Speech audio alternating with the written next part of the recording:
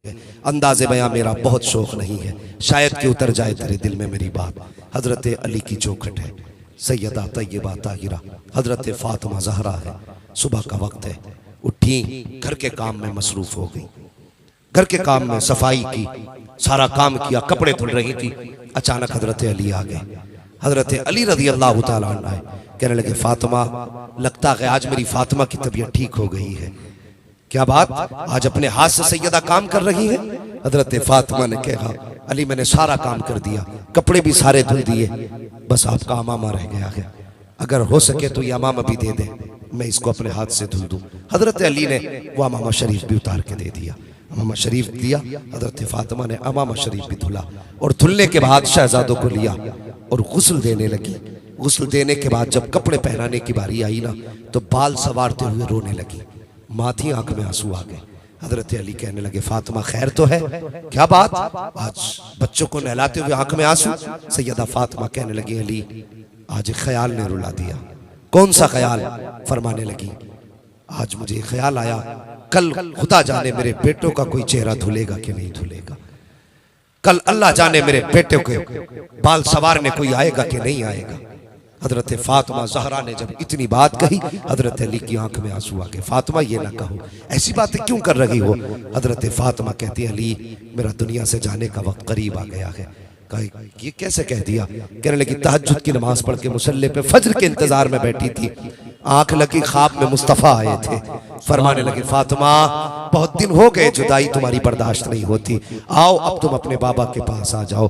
अल्लाह अकबर इतना कहा, हजरत अली की आंख में आंसू। शहजादों को तैयार किया, फरमाने लगी शहजादों जाओ मुस्तफ़ा के मज़ार पे मेरा सलाम पेश करके आओ। अल्लाह अकबर, शहजादों को भेजा। उसके बाद सैयदा फातिमा ज़हरा ने हजरत अली का हाथ पकड़ा, पकड़ के कहने लगी अली कुछ बात करनी है, मेरे पास वक्त बहुत कम है, क्या आप थोड़ा वक्त देंगे? हजरत अली ने फरमाया फातिमा कहो क्या कहना चाहती हो। आपने हजरत अली का हाथ पकड़ा, कमरे में गई, हजरत अली को बैठाया, खुद भी बैठी और उसके बाद नबी की शहजादी हजरत फातिमा ज़हरा ने अपना दामन फैलाया, फैला के कहती अली आज फातिमा कुछ मांगना चाहती है। ए फातिमा मांगो, क्या मांगना चाहती है? अल्लाह अकबर। हजरत फातिमा कहती है अली अगर जिंदगी में कोई खता हो गई हो तो माफ कर देना। अल्लाह अकबर। ये बात किसने कही थी? खातून जन्नत ने ये बात कही, सैयदुल अंबिया की शहजादी ने ये बात कही है। उसने कही जिसको मुस्तफा ने फरमाया मेरी फातिमा मलकाए जन्नत है, वो फातिमा कहती है ए अली कोई खता हो गई हो तो माफ कर दिया जाए। हजरत अली की आंख में आंसू है,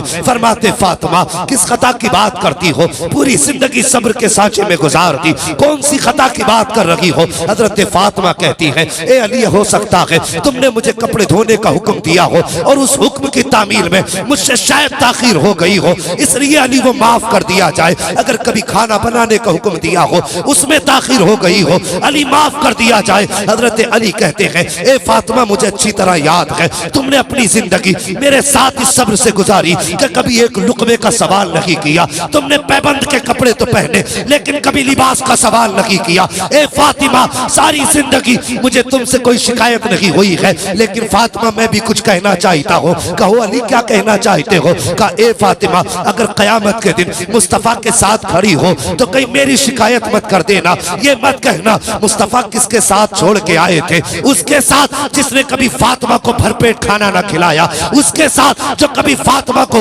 नया लिबास न दे सका।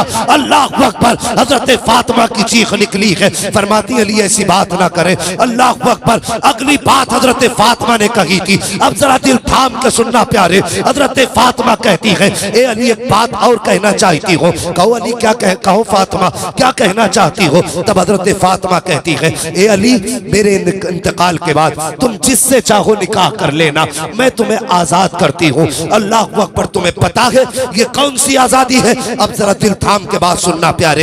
एक दिन हजरत अली ने दूसरी लड़की से निकाह करना चाहा था, दूसरी खातून से। ये बात हजरत फातिमा के कानों तक आई, आपने शहजादों को गोद में लिया, मुस्तफा की बारगाह में आई, या रसूल अल्लाह अली दूसरा निकाह करने जा रहे हैं, मेरे हुजूर मिंबर पे तशरीफ लाए, सहाबा को इकट्ठा किया, हजरत अली को बुलाया, कहा था अली मैंने सुना है तुम दूसरा निकाह करना चाह रहे हो। जी या रसूल अल्लाह, आपने सच सुना है, यही मेरा इरादा है। मुस्तफा के एक तरफ आका हसन बैठे हैं, दूसरी जानिब आका हुसैन बैठे हैं। तब मुस्तफा ने कहा था अली हर मोमिन को 4 निकाह की इजाजत है, लेकिन तुम्हें मेरी फातिमा के होते हुए दूसरे निकाह की इजाजत नहीं है। मैं तुम्हें इजाजत नहीं देता कि मेरी फातिमा के होते हुए तुम किसी दूसरे निकाह का इंतखाब करो। अल्लाह अकबर। आज हजरत फातिमा कहती है ए अली मेरे इंतकाल के बाद तुम्हें इजाजत है, तुम जिससे चाहो निकाह करना। लेकिन जो अगली बात कही है वो कलेजा चीर देती है भाई। हजरत फातिमा ने कहा था ए अली जिससे चाहो निकाह करना, लेकिन याद रखना महीने में कम से कम 2 दिन मेरे बच्चों को दे दिया करना, 2 दिन मेरे बच्चों को दे दिया करना। फातिमा कहना क्या चाहती हो, ए अली मेरे बाद बच्चे तनहा हो जाएंगे, हो सकता है तुम अज़दवाजी जिंदगी में मसरूफ हो जाओ और मेरे बच्चों को मेरी याद सताती रखे। इसलिए फातिमा ये चाहती है कि मेरे इंतकाल के बाद अगर 28 दिन तुम अपनी बीवी के साथ गुजारो तो 2 दिन मेरे बच्चों के साथ गुजार लिया करना, हसनैन करीमैन के साथ गुजार लिया करना। अल्लाह अकबर। ये माँ हुआ करती है साहिब, जिसको आखिरी लम्हात में भी बच्चों की फिक्र सताया करती है। और एक बात हजरत फातिमा ने हजरत अली से कही थी, ए अली एक बात और कहना चाहती हो। कहो फातिमा क्या बात है। फरमाते अली मेरे इंतकाल के बाद कभी दिन के उजाले में घर में कदम न रखना। हजरत अली कहते हैं फातिमा आंगन मेरा, घर मेरा, चौखट मेरी, दर मेरा, मैं दिन के उजाले में क्यों नहीं आ सकता। तब हजरत फातिमा ने कहा था ए अली घर भी आपका है, चौखट और जागीर भी आपकी है, लेकिन बात यह है अगर दिन के उजाले में आप घर में आते हो तो आपकी जो शहजादी है ज़ैनब वो इतनी हया किया करती है कि मेरी कमर के पीछे छुप के खड़ी हो जाया करती है। वो इतनी हया वाली है कि तुम्हारे सामने आने से शर्माया करती है। ए अली अगर मेरे इंतकाल के बाद तुम दिन के उजाले में घर में आओगे तो फिर मेरी बेटी किसके पीछे छुपेगी। अगर सामने आ गई वो तो हया से पानी पानी हो जाएगी। अल्लाह अकबर। ये राज तब खुला जब हजरत अली बिस्तरे मर्ग पर थे। तब आपने कहा था ज़ैनब आज तक मैंने कभी तेरा चेहरा नहीं नजर भर के नहीं देखा, एक बार जरा चेहरा तो दिखा। हजरत ज़ैनब सामने आई थी, आपने चेहरे से दुपट्टा हटाया, हजरत अली की चीख निकली। फरमाया था ज़ैनब आज बात समझ में आ गई है कि तू इतनी हया वाली क्यों है। शहजादों से कहा था ए शहजादों अगर तुम्हारा जी चाहे कि तुम खातून जन्नत का चेहरा देखो तो जिसने ज़ैनब का चेहरा देख लिया उसने खातून जन्नत फातिमा ज़हरा का चेहरा देख लिया। सुभान अल्लाह, सुभान अल्लाह अकबर। ये माँ होती का दिन के उजाले में नहीं आना। अभी ये बातें चल ही रही, शहजादे हुजूर के रोजे पे थे तो एक नूरानी चेहरा सामने आया। आने वाले ने कहा बच्चों जल्दी करो घर चले जाओ। कहा किस लिए। कहा माँ कुछ देर की मेहमान है, माँ कुछ देर की मेहमान है। कहा हमने तो खैरियत से छोड़ा था। कहा तुम नहीं जानते माँ दुनिया से जाने वाली है। बच्चों ने कहा कौन हो तुम। आने वाले ने कहा मुझे इब्राहिम खलीलुल्लाह कहा जाता है।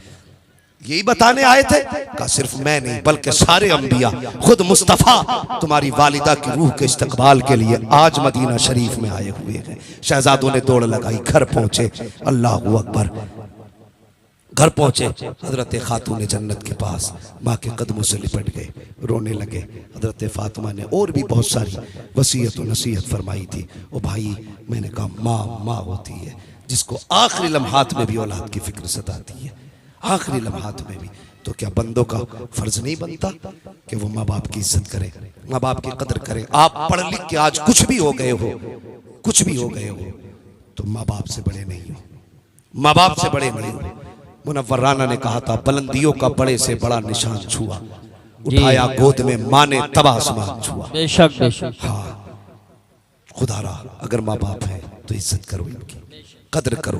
परदेश में जिंदगी गुजार रहे हो, कभी माँ बाप की याद नहीं आती। कितनी आसानी से क्या में पूछा जाए घर कब गए थे, आते बाहर से फोन हजरत 6 साल हो गए सऊदी में रहते रहते। भाई कितना कमाते हो। का 50,000 रुपए महीना। घर कब जाते हो। 6 साल हो गए। माँ बाप है कहाँ। हाँ है तो मैंने कभी याद नहीं आती। का याद तो आती है ना। फिर मैंने कहा घर भी चले जाया करो। कहा हजरत कोई फिक्र नहीं, माँ बाप नो टेंशन रह रहे हैं, हम 15,000 20,000 उन्हें अपने अलग से खर्च के लिए देते। ओ भाई माँ बाप तेरे 15,000 के भूखे नहीं होते, वो तेरे प्यार के भूखे होते हैं। 15,000 न दे, 6 महीने में आके एक बार माँ से गले लग जा, बाप के सीने से लग जा। आज लोगों को देख रहे हो ना, किसी को कोई मर्ज, किसी को कोई मर्ज, किसी को इंसुलिन लग रही है, किसी का शुगर बढ़ रहा है, कि ब्लड प्रेशर का कोई मरीज है। ये बीमारियां क्यों इतनी आई? वजह यह है हमने माँ बाप के सीने से लगना छोड़ दिया है। हमने माँ बाप के सीने से लगना छोड़ दिया है। भाई आज भी अगर बेटा बाप के सीने से लगने लगे ना, खुदा की कसम वो मरने को मर तो सकता है लेकिन कभी हार्ट की प्रॉब्लम उसे नहीं होगी। बेशक बेशक। तो बाप के सीने से लगा करो। कितने दिन हो जाते हैं हमें साथ खाना खाए हुए माँ बाप के, जमाने गुजर जाते हैं। कभी अल्लाह तौफीक दे, महीने 6 महीने में कभी माँ बाप के साथ खाना भी खा लिया करो, कभी इनके साथ बैठ कर 2 मिनट बातें भी कर लिया करो। कोशिश करो हम अपने माँ बाप की इज्जत करें, माँ बाप की इज्जत करें। तो मैं अर्ज कर रहा था कुरान पढ़ने वालों से, स्कूल पढ़ने वालों से, माँ बाप की मेहनतों की फिक्र करना। इन्होंने बड़ी मेहनत से पढ़ाया है, बहुत मेहनत से, किस तरह से अपना पेट काट काट के तुम्हारे मदरसों की और स्कूलों की फीस भरी है। हाँ, बड़ी मेहनत से तुम्हें इस लायक बनाया है कि तुम्हारी जेब पे कलम लग सके। आज कलम लगा है ना, इसका इस्तेमाल माँ बाप पे ना करना, इसका इस्तेमाल कभी अपनों पे ना करना। अपनों की दुआएं हैं जिसने तुम्हें इस मकाम तक पहुंचाया है, जिसने इस मकाम तक पहुंचाया है। खुदारा हम भी अगर चाहते हैं अच्छी नस्ल पैदा हो तो हम अच्छी गोदों का इंतखाब करें, अच्छी गोदों का इंतखाब करें। माँ अगर नेक होगी तभी बेटा साबिर पाक पैदा होगा, माँ अगर नेक होगी तभी बेटा अहमद रजा पैदा होगा। कोशिश ये करें जिस तरह से अच्छी फसल के लिए अच्छी जमीन का होना जरूरी है, उसी तरह से अच्छी नस्ल के लिए अच्छी माँ का होना जरूरी है। लेकिन अलमिया है, आज शरीफों की शराफत दागदार कर दी जाती है, अमीरों के ऐब पे भी पैसा पर्दा डाल देता है, और फिर उसके बाद हम गीत गाते फिरते हैं हमें तो ऐसा इतना जहेज मिला, इतना सामान मिला। और जहेज तू भी खरीद सकता है लेकिन शरीफ औरत तुझे खरीदे से नहीं मिल सकती है, शरीफ औरत खरीदने से नहीं मिल सकती, वो नसीब ही से मिला करती है। तो कोशिश ये करें निकाह से पहले पढ़ी लिखी नेक लड़की का इंतखाब करें। और ये जरूरी नहीं है सिर्फ बेटों को पढ़ाएं, बल्कि बेटियों को भी पढ़ाइए, दीन की तालीम बेटियों को भी दें। पढ़ाएंगे इंशाअल्लाह बेटियों को भी। आज बेटियों को ये सोच के नजरअंदाज किया जाता है कि बेटी पराया धन है, पराया धन है बेटी। नहीं, पराया धन नहीं है। उसे हमने कितना अजनबी किया, कितना बेगाना किया। बाप ने ये सोच के नहीं पढ़ाया पराया धन है, ससुराल वाले कहने लगे ये तो पराए घर से आई है, उसे कोई अपनाता ही नहीं। किसी ने ये नहीं कहा ये हमारी है, घर वाले कहते रहे इसे पराए घर जाना है। वो चली गई तो वो कहते ये पराए घर से आई है। कब टूट जाए तो सीधी बात कि तेरे बाप ने थोड़ी ला के दिया था, तू यहाँ की थोड़ी, हमारा खून नहीं जो तुझे दर्द हो, तू तो पराए घर की है। हमने हमेशा उसे पराया किया नहीं, उसे अपना बनाओ। जहां बेटों की तालीम पे पैसे खर्च करते हो वहां बेटियों की तालीम पे भी पैसे खर्च करो। बेटियों को भी पढ़ाइए, उनको भी इल्म के जेवर से नवाजिए। जब बेटियां पढ़ी लिखी होंगी, कुरान की कारी होंगी, खुदा की कसम कहने की जरूरत नहीं है, फजर की नमाज पढ़ेंगी। अगर पूरा घर सोता भी होगा वो आने वाली तेरे घर को कुरान की खुशबू से मुअत्तर कर डालेगी। सुभान अल्लाह, कुरान की खुशबू से मुअत्तर करेगी।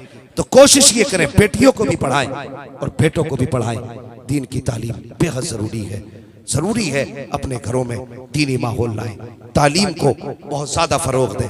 इस वक्त जरूरत है कि हम आगे बढ़ें। और मैं गुजारिश करूंगा अपने समाज से, खुदारा दुश्मन तो पीछे पड़े हैं लेकिन कम से कम हम तो अपनी दुश्मनी खत्म करें, हम तो अपनी दुश्मनी खत्म करें। हम अपने आप को मदरसों से जोड़ें, तालीम से जोड़ें और आखिरत का भी इंतजाम करें, नस्लों का भी इंतजाम करें।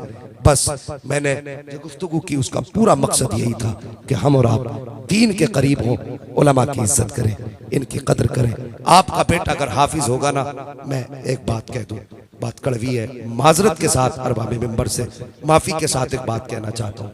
आज बंदा मरता है ना तो कहता है मेरी नमाज जनाजा अल्लामा तौसीफ साहब पढ़ाए, अल्लामा साहब पढ़ाए, हजरत गाजी साहब पढ़ाए, मौलाना अबरार साहब पढ़ाए, कारी हाशिम साहब पढ़ाए। ये तमन्ना करते हैं कि बड़े अच्छे अच्छे लोग नमाज जनाजा पढ़ाए ताकि बख्शे जाए। यही सोचे ना, अच्छी बात है, बड़ा आलिम पढ़ाए बहुत अच्छी बात है, बुजुर्ग पढ़ाए अच्छी बात है। लेकिन एक बात बताइए, अगर यही इल्म आपके बेटे के पास भी, जनाजा आपका हो, मुसल्ले पे आपका बेटा खड़ा हो, फर्क बताइए। मुझे आपने बुलाया जनाजा पढ़ाने के लिए, मैं आया, मैं तो नियत बांधी बन के, भाई मोहब्बत करते थे, नियत बांधी, अल्लाह अकबर, दुआ करके अल्लाह इसे बख्श दे। जैसे आए थे वैसे चले गए।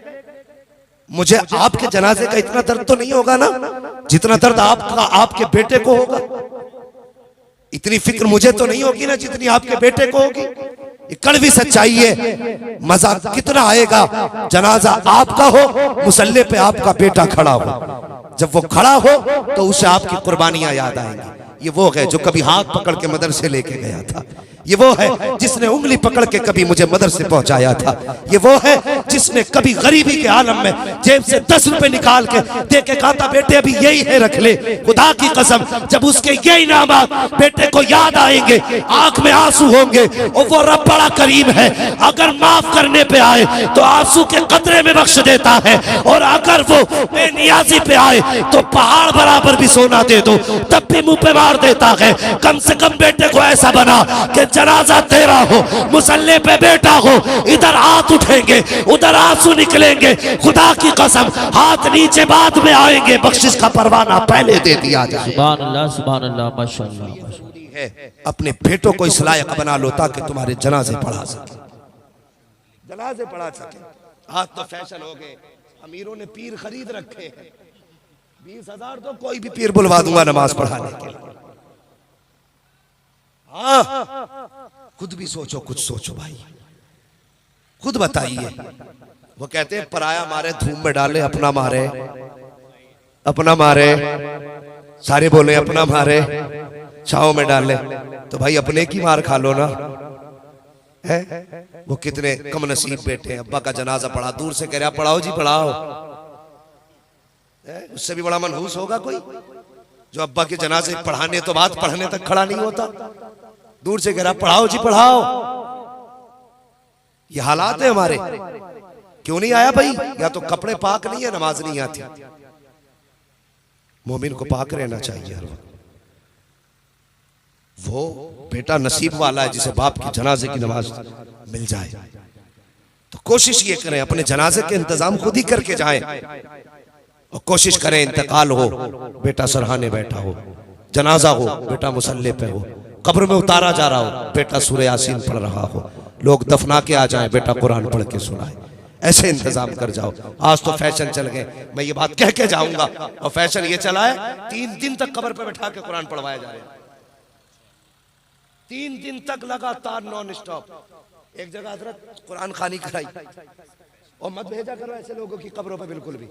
कुरान खानी कराई तो बच्चे ले गया मदरसे से, 4 बच्चे ले गया, और चारों भाइयों ने अपनी ड्यूटी लगा ली कि एक सोने आएगा तो एक कब्र पे उन बच्चों की रखवाली करेगा। तो 3 दिन लगातार कुरान पढ़वाया, आंखें सूज के लाल हो गई, सोने तक ना दिया। जब पढ़ के निपटे तो 150 रुपए, और वो 70 रुपए मीटर का कपड़ा। तो शर्म कर। हाँ जायदाद तू खागा, हम थोड़ी खाएंगे तेरे अब्बा की। भाई अल्लामा तौसीफ साहब बात ये नहीं है पढ़वाया किससे, बात ये कर क्या रहे हम। इतना जुल्म उन्हें सोने तक न दिया, तो इससे सवाब मिलेगा? किसी को तकलीफ देके आंखें सुर्ख करके इससे क्या मिल सकता है?